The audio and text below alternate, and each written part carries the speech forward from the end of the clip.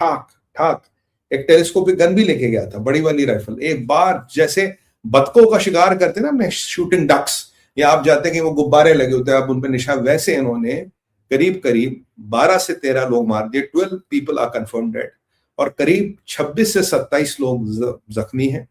उसमें से 2 पुलिस वाले हैं वो क्रिटिकली इंजर्ड, ऑस्ट्रेलिया के पुलिस वाले, और कुछ लोग अब भी क्रिटिकल बताए जा रहे हैं। और संभवतः भगवान न करे, सबसे पहले तो जिनकी मृत्यु हुई उनको उनके लिए हार्टफेल्ट कंडोलेंसेस, ओम शांति, प्रभु उनकी आत्मा को शांति दे। और हम पूरी ज्यूइश कम्युनिटी को कहते हैं, पूरे इजराइल को कहते हैं, पूरे ऑस्ट्रेलिया की पुलिस के साथ हमारी हार्दिक सहानुभूति है। We are with you in this grief moment of sorrow. And क्या मैं बोलूं, मेरे पास वर्ड नहीं है। ये ऑस्ट्रेलिया के 2 पुलिस वाले क्रिटिकल है, इनके साथ भी कुछ हो सकता है, और कुछ 3-4 लोग ऐसे हैं जिनको काफी क्रिटिकल बताया गया है। तो मतलब ये मान लीजिए ये अनफॉर्चुनेटली 18-20 के आसपास ये डेथ हो जाएगा। ये आदमी पाकिस्तानी था, ये कुछ पढ़ने लिखने वहां गया था, इसने, अच्छा ऑस्ट्रेलिया में गन कल्चर नहीं, ऑस्ट्रेलिया में गन लाइसेंस मिलना बहुत मुश्किल है, इसने तब भी बंदूकें लाई। 2 बंदूकें लेके गए थे, गोलियां चला रहे थे, और एक इसमें से हीरोइक एक्ट भी आया है। इनमें से एक नीचे, एक ऊपर से फायरिंग कर, एक नीचे पास जाके ऐसे से फायरिंग कर रहा था। जब कर रहा था तो एक बंदे ने इसकी राइफल छीन ली, इस पर राइफल टांगी और ये भाग गया राइफल छोड़ के। फिर बाद में पुलिस की गोली से मारा। अगर वो राइफल नहीं छीनता तो मौके पर 10-15 लोग ये और मारते, ये और कहानी लंबी करते। इनका मतलब ये था, ये ज्यूइश कम्युनिटी पे अटैक है, ये इस्लामिक टेरर है, ये इस्लाम प्रायोजित आतंकवाद है, इसका और कोई नाम नहीं हो सकता। आप ये नहीं कह सकते कि आतंकवादी को कोई मजहब नहीं होता, अरे दुनिया में कोई मजहब नहीं है। और ये गलती है ऑस्ट्रेलियन गवर्नमेंट की, ये गलती है ऑस्ट्रेलिया में एल्बनीज़ सरकार की, जो वहां एंटी सेमेटिज्म, जो वहां बार बार जलूस चल रहे थे, पाकिस्तान में घोड़ों पे बैठ बैठ के पैलेस्टीनियों का झंडा, पैलेस्टीन का झंडा दिखा रहे थे, और वहां की सरकार ने, they chose not to do anything. इस सरकार ने साहब न करने की कसम खा रखी थी, आंखों पे पट्टी बांध रखी थी, क्योंकि अरबों का पैसा होगा, अरबों की इन्वेस्टमेंट आ रही होगी वहां पे, इसलिए उन्होंने चुपचाप आंखों पे पट्टी बांध दी। और देखिए कितना बड़ा नरसंहार हो गया। अगर इनका आज बस चलता तो भाई साहब ये 40-50 मरते। 50 से 100 गोलियां चलाई इन्होंने, तब भी इनका हिट रेट बहुत ज्यादा नहीं, क्योंकि नौसिखिए थे। अगर ये ट्रेंड होते, इनकी थोड़ी बहुत ट्रेनिंग होती, तो समझिए कितना बड़ा कांड से करते थे। 50 से 100 गोलियां चलाई है इन्होंने, बिल्कुल अल्लाह अकबर कहते हुए। पाकिस्तानी मुसलमानों ने मार दिया यहूदियों को। अब इसका बदला इजराइल तो लेगा, इजराइल बदला लेगा इसका, इजराइल इसको सेटल तो करेगा कभी ना कभी। अब कहीं ना कहीं तो पाकिस्तानियों का नंबर आने वाला है, ये तो बड़ी अच्छी बात है।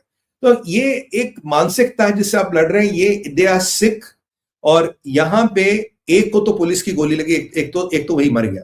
मैंने वीडियो देखी है, दूसरे को जब गोली लगी है, इंजर्ड हुआ, उसको कह रहा डोंट शूट डोंट शूट, उसको लोगों ने जाके साले को इतना मारा, इतना लातों गूंचों से मारा, कुत्ते के बच्चे को अधमरा कर दिया। तो यही निपटा देना चाहिए था उसको, जूतों से लातों से मार मार के उसका दम वही तोड़ना चाहिए था, अधमरा कर दिया।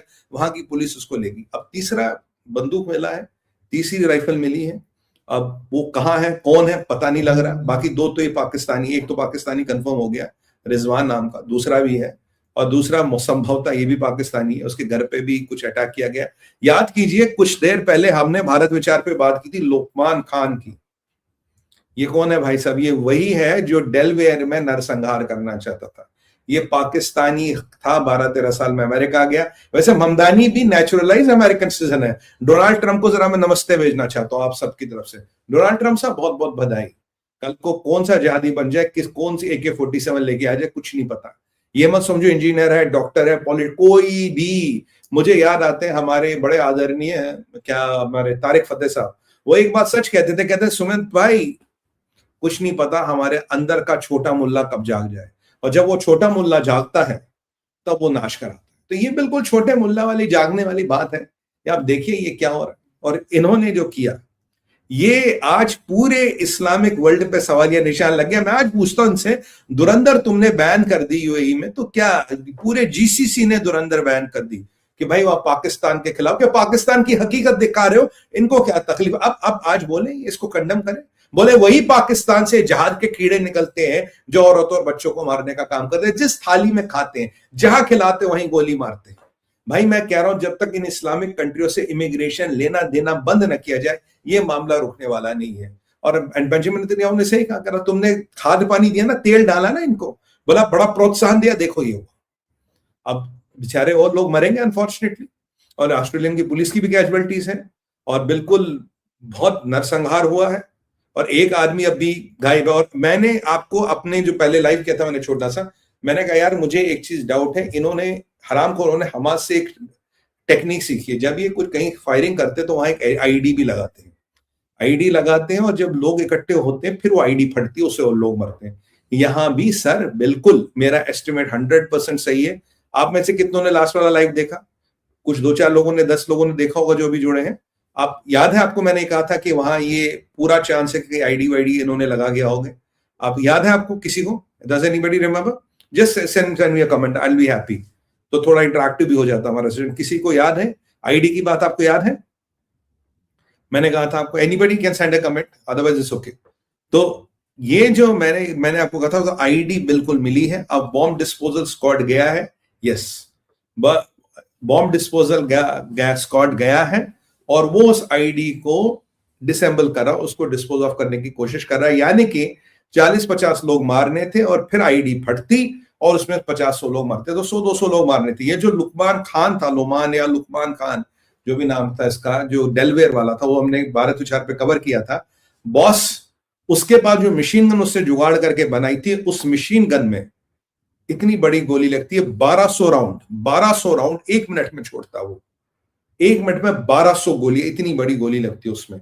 उसके अलावा AR-72, ग्लॉक 35 राउंड वाले और ऑटोमेटिक राइफल्स, पिस्टल्स, 6-7 बंदूकें पकड़ी गई थी। सबसे खतरनाक थी वो फुली ऑटोमेटिक है, सेमी टेक्निकल उस मशीन गन को कहते हैं, बड़े हमारे पिक्चरों में दिखाते हैं, ऐसे गोल गोल घूमती है और गोलियां छोड़ती है। इतनी बड़ी गोली, कहते हैं कि अगर बाजू पे लग जाए तो बाजू निकाल लेती है, बाजू को छेद नहीं करती, बाजू गिर जाता दूर। उसको इतने लोग मारने थे, उसका पूरा वो जिहादी मैनिफेस्टो मिला, एजेंडा मिला, पूरा उसने आर्मर वार्मर लगाया था, और उसको शहीद होना था, शहीद होके हूरों की गोद में अंगूर खाने जाना था उसको। ये उसका मैनिफेस्टो था, इसने उस पर काम किया। तो मतलब ये इनकी कार्रवाई दुनिया में हर जगह जारी है, कुछ भी करो, ऐसे भी करो। वो भी पाकिस्तानी डेलवेयर वाला, ये भी पाकिस्तानी। दूसरा कौन है पता लगेगा। और ये जो निपट गया ये कौन, और एक और है, और आईडी किसने बनाई? क्या ये अब सवाल आता है कि जो जिस लेवल की तैयारी है, मुझे अब भी लगता है कि क्या ये लश्कर तैयबा का कार्डर है, जैश मोहम्मद का कार्डर है, या हो सकता पाकिस्तानियों पर आईसिस से भी लिंक हो। So my hypothesis is not gone yet, क्योंकि मुझे अब भी लगता है कि अगर आईडी है और कुछ है तो किसी न किसी जिहादी संगठन का लिंक था। एक बार देखिए कनाडा में पकड़ा गया था, उसको अमेरिका में जाके यहूदी सेंटर पे अटैक करना था और कई सारे ज्यूज को मारना था, जिसको कनाडा में पकड़ा गया था, वो भी पाकिस्तानी था, वो आईसिस से प्रेरित था। जो ऑस्ट्रेलिया में लास्ट टाइम अटैक हुआ था लोन वुल्फ फ्रंट, वो आईसिस से प्रेरित था। तो ये आईसिस वाला हो सकता, पाकिस्तानी है जरूर है, पर he might be affiliated to ISIS. My guess is still with ISIS, I put still my money on ISIS. ये आईसिस से प्रेरित है, आईसिस और अटैक है पाकिस्तानियों को यूज करने का। तो दुनिया में जहां भी पाकिस्तानी यार, वो तो चलता फिरता टेररिस्ट है, वो तो चलता फिरता आतंकवादी है, वो तो फिर चलता फिरता जहादी। अब किस पे भरोसा करोगे? यहाँ डॉक्टर बम बनाता है, यहाँ इंजीनियर बम बनाता है, यहाँ स्टूडेंट बम बनाता है, या अमेरिकन पाकिस्तानी बम बनाता है। यहाँ कौन ऐसा है अल्लू कपट्टा जो आज के दिन में बम बनाने में नहीं लगा? कोई यहाँ केमिस्ट्री मॉलिक्यूल्स बनाने में नहीं लगा, कोई एंटीबायोटिक्स बनाने में नहीं लगा, कोई क्वांटम फिजिक्स में नहीं लगा। सबके सब जितने भी हैं, सबके सब बम बनाने में लगे, बम। और कितने ज्यादा से ज्यादा लोग को माले, कोई राइसिन बनाने में लगा पढ़ लिख के। राइसिन हो, बम हो, ये आपका वो इम्प्रोवाइज्ड आईईडीज हो, अमोनियम नाइट्रेट में टापा मिला के उसको कैसा उसका मारक क्षमता बढ़ाए। पूरा दिमाग, पूरी जिहादी मानसिकता है कि लोगों को कैसे मारे और कितने ज्यादा लोगों को मारा जाए, इसी में लगे हैं सारे। और फिर कहते हैं कि रिलीजन ऑफ पीस है जी, फिर कहते हैं कि आतंकवाद का कोई रिलीजन नहीं, ये कोई कुछ नहीं है। ये एंटीसेमिटिज्म, एंटी ज्यूइश सेंटिमेंट जो ये बहुत भारी पड़ेगा। और मैं आपको कह रहा हूं कि Jews are the first, Jews are not the last. Jews are the first target, last नहीं है। नंबर 2 या नंबर 3 पे हनूद आते हैं, यहूद से शुरू होगा, हनूद भी अटैक पे आते हैं। तो आप ये समझ के रखिए। आप सोचिए, आप और हम दिवाली के मेले में गए, दशहरा के मेले में गए, और कोई आके हम पे गोलियां चलाए और हमारी कोई भगवान न करे माता, बहन, बीबी, बच्चा ये घर ही ना आ पाए। आप ये परिस्थिति सोचिए, बिल्कुल यहां हुआ है।